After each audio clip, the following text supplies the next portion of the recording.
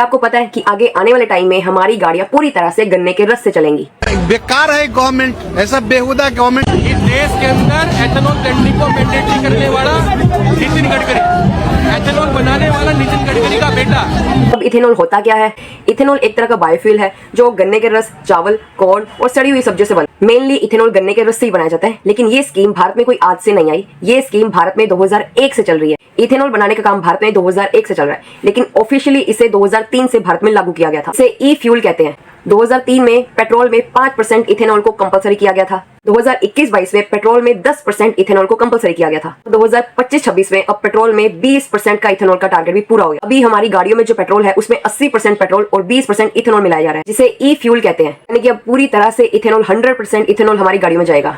सरकार ने बहुत निर्णय लिए हैं। अब पेट्रोल के अल्टरनेटिव के रूप में इथेनॉल को 100% यूज करने के बारे में हमने निर्णय किया है।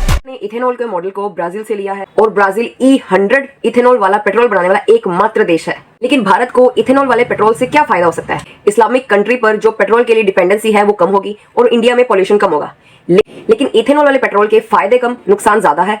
इथेनॉल वाला पेट्रोल मिलाने से गाड़ियों की माइलेज 3 से 5% तक घट रही है। यानी गाड़ियों के इंजन और पार्ट्स को भारी नुकसान हो रहा है। 1 लीटर इथेनॉल बनाने में 10,000 लीटर पानी की जरूरत होती है और ब्राजील में पानी की कोई कमी नहीं है।